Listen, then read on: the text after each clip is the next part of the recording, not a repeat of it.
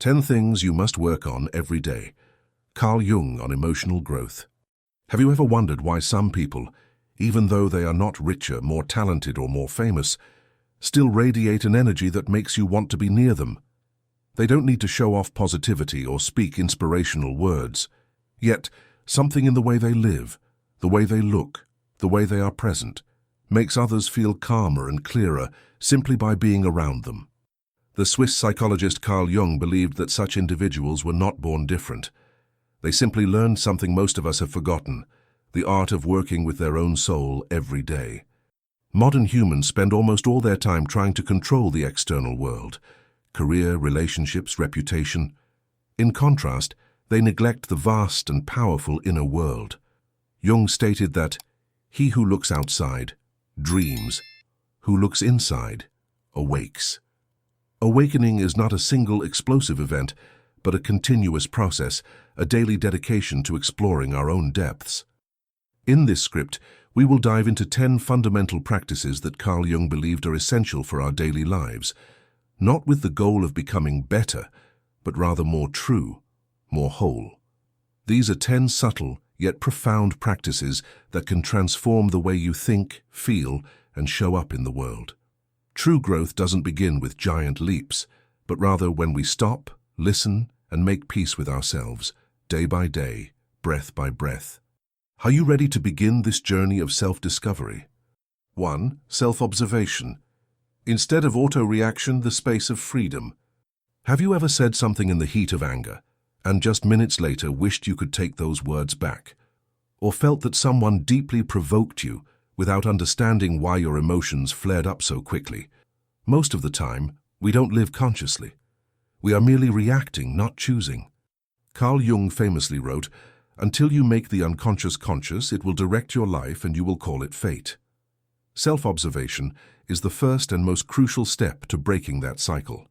It's not about forcing positive thinking, but about learning to cultivate a pause before the first reaction.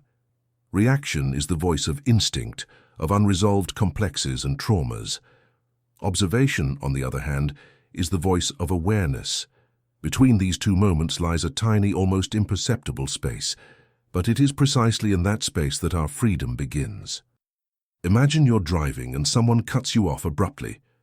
The automatic reaction is anger, honking, maybe a curse word.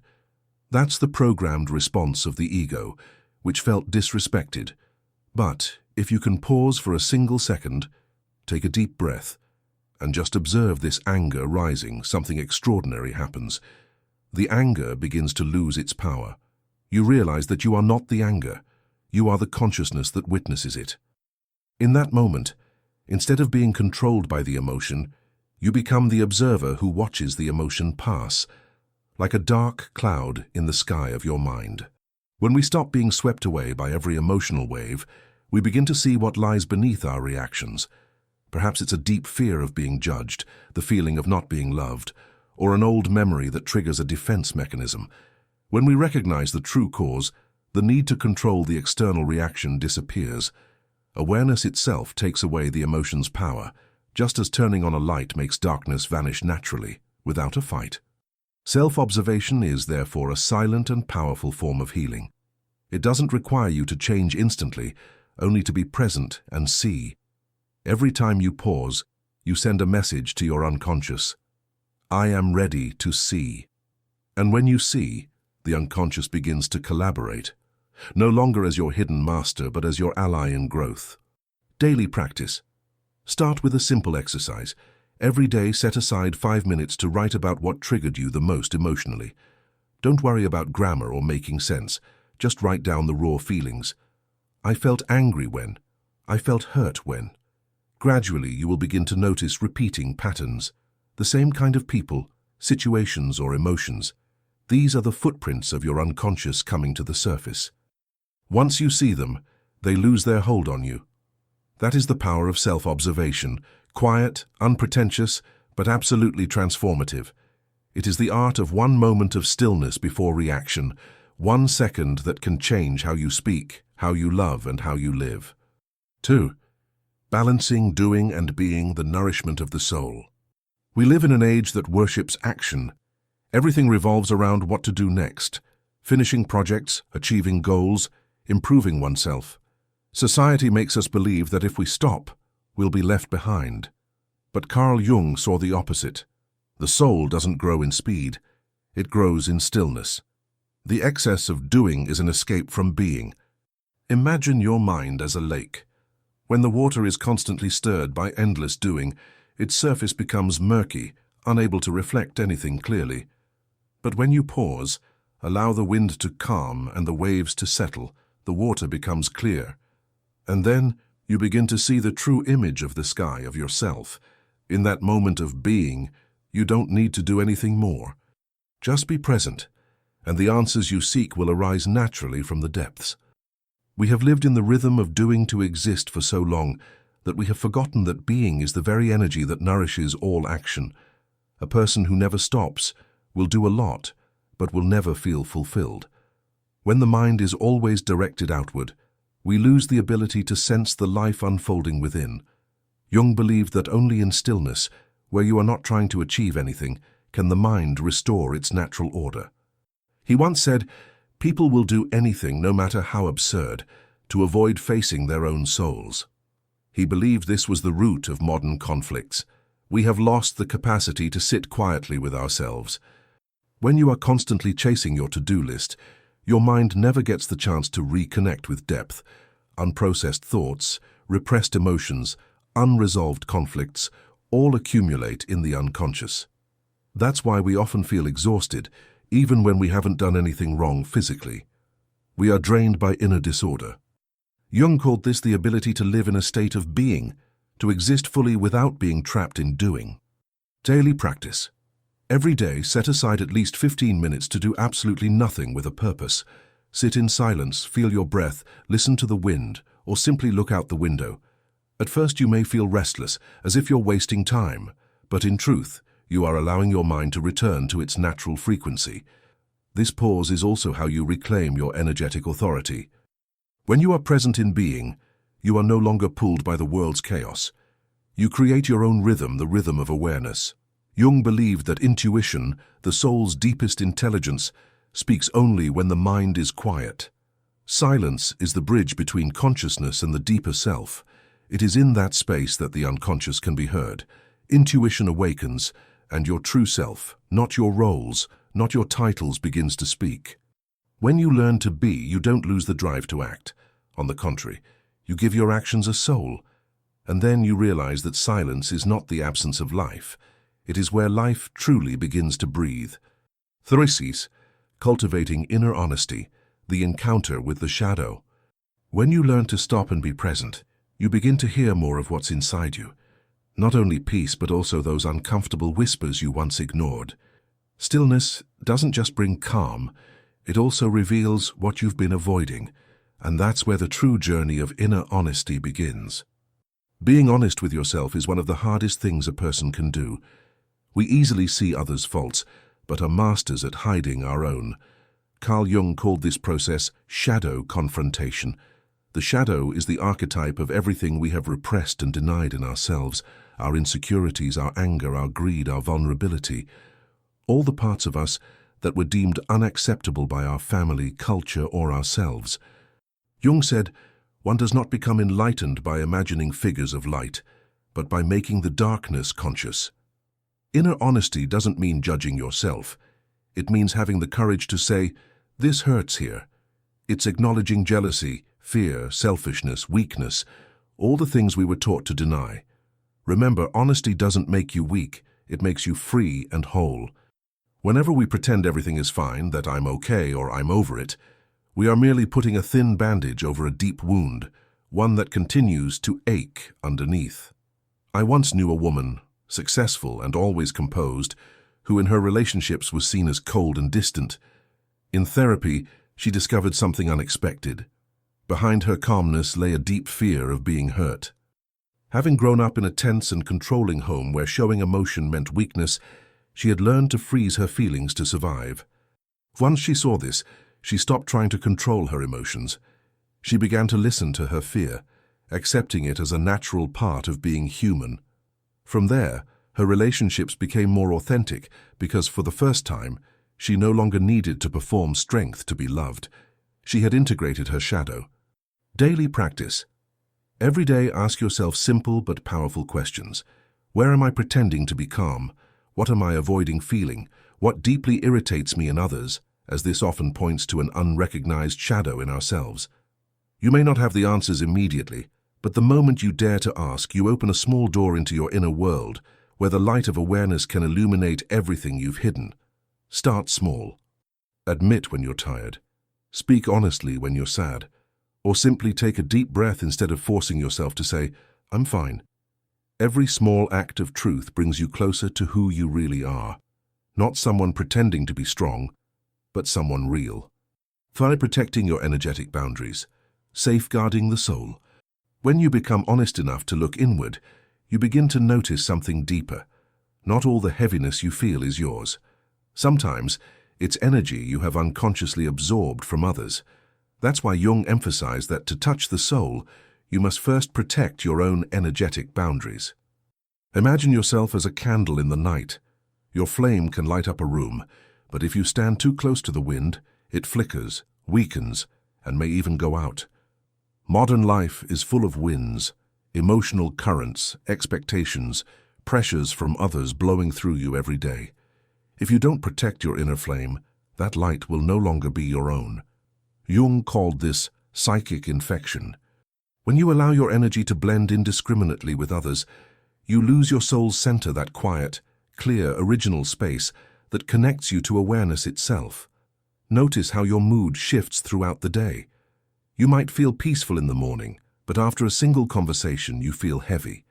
Or you leave a meeting feeling drained, even though nothing bad happened. This is not weakness, it's sensitivity.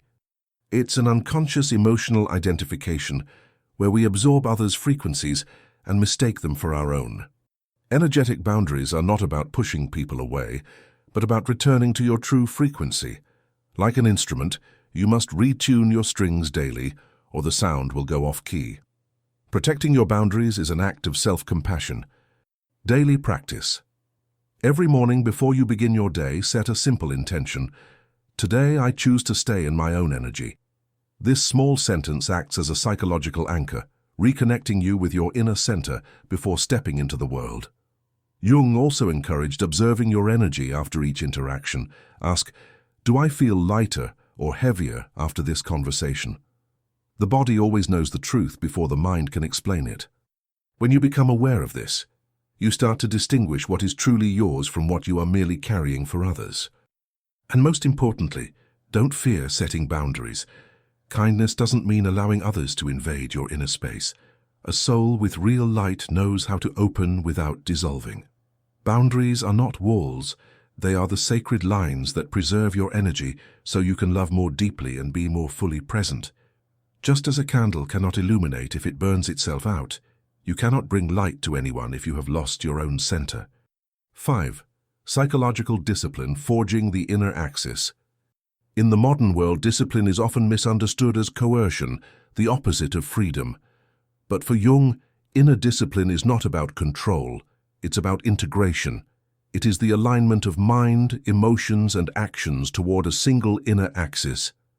Discipline is what creates the vas bene clausum of alchemy, the well-sealed vessel, where the soul's transformation can occur without the energy dissipating. This idea is beautifully symbolized in Greek mythology through Odysseus, the hero who must overcome countless temptations on his journey home. At times he is lured by the songs of the sirens or seduced by the sorceress Circe, who offers every imaginable pleasure. Yet Odysseus orders his sailors to tie him to the mast of the ship so he will not yield to temptation and forget his true path. That is spiritual discipline, not to flee from desire, but to hold steady to the soul's direction. Jung said, there is no coming to consciousness without pain. Inner discipline is the willingness to embrace challenge as part of growth rather than resist it. In a Jungian therapy session, I once met a young woman working in a creative field. She said she hated repetition, so she would often start new projects but abandon them halfway. To her, discipline felt like the death of inspiration. But after years of fatigue and lack of direction, She decided to try something small, writing for 15 minutes each morning, whether she felt inspired or not. After several months, she noticed something miraculous. Her inspiration didn't die, it deepened. Instead of chasing fleeting emotions, she began to cultivate a sustainable creative flow. Discipline, she said, didn't kill freedom. It became the soil where freedom could bloom. Think of discipline as forging a sword. Every time you keep a small promise to yourself, reading 10 pages, meditating 10 minutes, simply turning off your phone a bit earlier, you are hammering another strike on the blade within you. Not for achievement, but because every deliberate act strengthens the bond between you and your higher self, the self. When your word to yourself becomes trustworthy, your mind stabilizes. Daily practice. Inner discipline is not a path of extreme effort, but an art of alignment. When mind and action unite, you feel inner strength. You no longer act out of fear, but out of self-respect. As Jung wrote, "Who looks outside dreams, who looks inside awakes." Every disciplined act is a way of awakening in the midst of chaos, not by doing more, but by doing the right things consistently from the center of awareness. Acceptance of paradox, the wisdom of contradiction. Once you have cultivated inner discipline, you begin to realize that life no longer operates under the rigid categories of right or wrong, as the mind prefers. The things that once confused you start to reveal hidden wisdom. This marks the next Jungian stage, learning to accept paradox. Jung said, "Only the paradox comes anywhere near to comprehending the fullness of life." Humans crave clarity, right or wrong, light or dark, success or failure. But the soul does not evolve linearly. It grows through contradiction, through the act of sitting between opposites without discarding either side. Jung believed that every inner conflict is an invitation from the soul, urging us to expand consciousness, to hold both sides of a truth. When you choose only light and reject shadow, you tear yourself in two. But when you dare to see both, integration begins, and that is true maturity. A woman once told me she hated feeling weak. She always appeared strong, controlled, emotionless. Yet after a painful breakup, she was forced to stop. In therapy, she discovered that the weakness she despised was precisely what made her human. She learned to accept that she could be both strong and vulnerable, that these qualities were not contradictions, but complements. "I thought I had lost my edge," she said, "but in truth I was only learning how to let my heart soften." That's the paradox Jung spoke of. True strength comes from the courage to be tender. Real light doesn't come from banishing darkness, but from illuminating it. Only when you face the opposing forces within do you reach a deeper level of awareness, where peace no longer depends on circumstances, but on understanding that everything has its place in your evolution. Daily practice. Modern research on paradoxical thinking at Stanford University supports this. People who can hold two seemingly opposite beliefs, for instance, "I am confident" and "I have much to learn," tend to be more creative, calm, and resilient. Their brains don't rush to close the case, but keep open space for integration rather than opposition. Jung called this the union of opposites. Conflict doesn't destroy you, it unites you. Every day when something doesn't go your way, try shifting the question from "why is this happening?" to "what can I learn from both sides of it?" When you can do that, you cease being a victim of difficulty and become a student of life. 7. Soul work in the ordinary, the sacred in the everyday. Carl Jung believed that the soul is not found in grand moments, but in the most ordinary acts of life. He wrote, "In all chaos, there is a cosmos. In all disorder, a secret order. Beneath the noise and fragments of daily life, an invisible order is always at work. The order of the soul." Imagine the soul as a garden. It doesn't flourish from sudden storms of rain, but from gentle, steady watering. Every time you brew tea in silence, write a few lines in your journal, or walk slowly under the sun, you are watering that garden. These acts may seem trivial, yet they are the soul's rituals. The soul doesn't need dramatic change to awaken. It just needs to be heard through the simple things. We often think growth comes from big achievements, but maturity begins when we live fully within the small repeated gestures of daily life. Think of Mother Teresa in Kolkata. What moved the world was not her speeches, but the way she bent down to hold the dying washed wounds, smiled for seconds that held eternity. She said, "Not all of us can do great things, but we can do small things with great love." That is precisely the spirit Jung described, the soul nourished through small acts done with vast love. Likewise, you don't need a distant spiritual journey to find yourself. Start by doing ordinary things with extraordinary awareness. When you wash dishes mindfully, you are meditating. When you write a thank you note, you touch the depth of gratitude. When you slow down to feel the breeze on your skin, you return to life's rhythm, the rhythm your soul still remembers, even when your mind forgets. And in these simple moments, something magical happens. Life stops being a list of tasks and becomes a flow of vivid experiences. A cup of tea becomes a lesson in presence. A quiet walk becomes a conversation with the universe. Daily practice. Every day, choose one small act and do it with your full awareness. Not for efficiency or perfection, but because it's the moment you are truly alive. When you learn to feed the soul through the ordinary, you realize life was never ordinary at all. Only our eyes had grown dull. And as your soul is nourished this way, you begin to perceive those subtle messages the unconscious sends. Symbols, dreams, synchronicities, all speaking the sacred language, reminding you that divinity resides right here, in every act lived with awareness and love. Hate, listening to symbols and synchronicities, the language of the universe. There are days when you keep seeing the same number everywhere, 11:11 on a clock, on license plates, on a coffee receipt, or you think about someone all morning and they message you that afternoon. Sometimes you dream of a strange image, and a few days later something in real life mirrors it. That's not coincidence. For Carl Jung, it is synchronicity, a meaningful coincidence. The way the unconscious communicates through symbols, signs, and seemingly random events. Jung believed the unconscious doesn't speak in logic, but in symbols, sending messages through dreams, intuition, and chance encounters. Whenever you pay attention to them, you open the bridge between consciousness and the soul. A woman once shared that after her mother passed, she kept seeing white butterflies in her room, on her balcony, even in dreams. At first, she thought it was chance, but she realized every time she felt lost or hopeless, a butterfly appeared.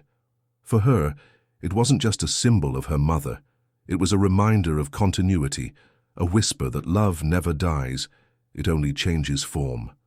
In the Bible, Jacob's ladder is a beautiful image of how the unconscious speaks through symbols. In his dream, Jacob saw a ladder stretching from earth to heaven, with angels moving up and down.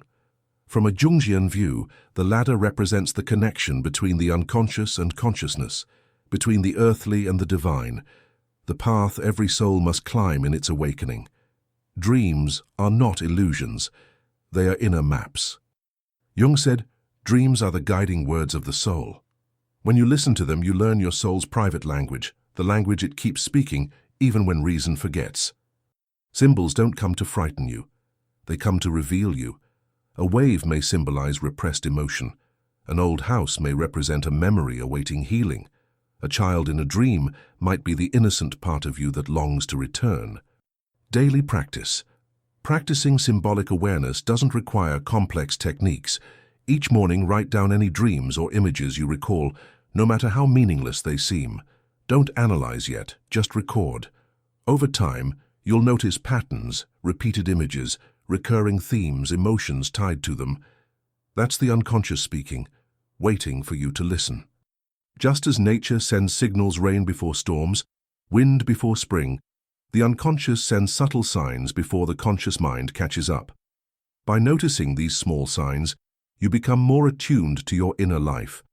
One day, you'll realize everything around you, from last night's dream to a stranger's random comment, can mirror your soul. Conscious gratitude, the alchemy of acceptance. When you start noticing coincidences, symbols, and dreams, you understand that life is whispering to you. And the most beautiful way to respond is not by analyzing, but by softly saying, "Thank you." Jung said the privilege of a lifetime is to become who you truly are. But to reach that true self, you must first be grateful for the whole journey, including its darkness. For Jung, gratitude was a sign that the mind had transcended the ego, because the ego always wants more, while the soul simply wants to be. Gratitude means you stop chasing what's missing and start seeing the beauty in what already is. When you practice conscious gratitude, you recalibrate your mental frequency. Gratitude is not positive thinking or self-comfort. It's daring to see things as they are and still say thank you. It's when heart and awareness meet, when you stop judging life and start appreciating it. A viewer once shared that after an accident left her temporarily unable to walk, she fell into depression. Every day she felt her body had betrayed her. Her life collapsed. In therapy, her psychologist asked her to write 3 things she was grateful for each night, however small. At first, she did it reluctantly. I can still breathe, I have friends, I can hear the rain. A month later, something changed. Her mind softened. When she stopped fighting reality, gratitude appeared. Not because life got better, but because she began to see meaning even in imperfection. Jung would call this the reconciliation of opposites. When you're grateful for both light and darkness, you become whole. Because darkness isn't punishment. It deepens your light. Think of gratitude as a small lamp in a dark room. It doesn't erase the night, but it lets you see the path. Each time you say thank you, you light another candle in your soul. Slowly, even if darkness remains, you no longer fear it, because you understand it too is part of life. Daily practice. Every night, write down 3 things you're grateful for, not just the good ones, but the challenges that made you grow. When you can thank what once hurt you, healing has already begun. At day's end, simply close your eyes and whisper, "Thank you." Even if today wasn't perfect, that moment itself is a gift because you are alive, learning, expanding your soul. Gratitude doesn't change circumstances, it changes you. And when you change, the world around you quietly shifts too. 10. Reconnection with nature, the mirror of the soul. Have you ever wondered why simply standing in a forest or sitting quietly by the sea makes your mind still without effort? It's as if something in nature knows how to heal us, not through words, but through presence. Carl Jung once wrote, "At times I feel as if I am spread out over the landscape and inside things, and am myself living in every tree, in the splashing of the waves, in the clouds, and the animals that come and go." That wasn't mere poetry. It was Jung describing the union between the human soul and the soul of the universe. He believed nature isn't just the backdrop of our lives, but the mirror of our souls. When we lose connection with nature, we lose connection with our deepest selves. Nature doesn't hurry, doesn't hide, doesn't try to be anything else. It simply is. And in that being, we glimpse the original image of our own soul, pure, honest, tranquil. A woman once shared that after years in finance, she reached total burnout. She tried yoga, meditation, vacations, but still felt heavy. One day she moved to a small town with forests and a river. At first, she just took short morning walks with no goal. But gradually she noticed that when she walked barefoot on the ground, listened to leaves rustle, watched the sky change color, she felt lighter. Not because problems vanished, but because she stopped spinning inside her mind. "Nature didn't teach me anything new," she said. "It just helped me remember who I was." That is Jung's view of nature. It frees us from the collective unconscious, the layer shaped by the crowd and social expectations. When you step outside, touch a tree, watch a bird, or simply listen to the rain, you leave humanity's noise and return to life's primal frequency. In Jungian philosophy, nature is the living symbol of the self, the center of the psyche, where opposites unite. The mountain doesn't fight to be taller than the sea. The wind doesn't compare itself to the cloud. Everything coexists, transforms, supports one another in invisible harmony. When you reconnect with nature, you learn inner harmony. Daily practice. Jung said he found his deepest balance at Bollingen Tower, the stone house he built with his own hands by Lake Zurich. There he lived simply, chopping wood, lighting fires, journaling, walking in the woods. He called it a dialogue between me and nature. For him, meditation wasn't closing his eyes. It was walking slowly through the forest and letting the mind fall silent. To begin this journey, try a small daily ritual. Spend a few minutes just looking at the sky. No phone, no thought, no analysis, just look. Or touch a tree and feel the rough bark beneath your palm. When you do this, you are reopening a dialogue with your soul. Every breath in nature is a gentle reminder. You belong here. You are not separate.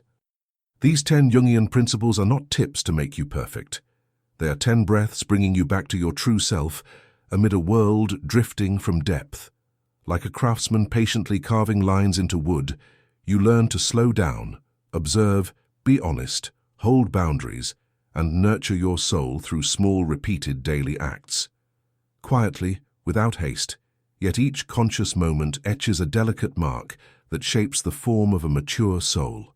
And if you've ever wondered what makes a person so calm, clear, and serene, the answer isn't found in learning something new, but in daring to return inward, to listen to the smallest voice inside you. When you practice these 10 principles, you don't just understand Jung intellectually, you live his spirit with every breath.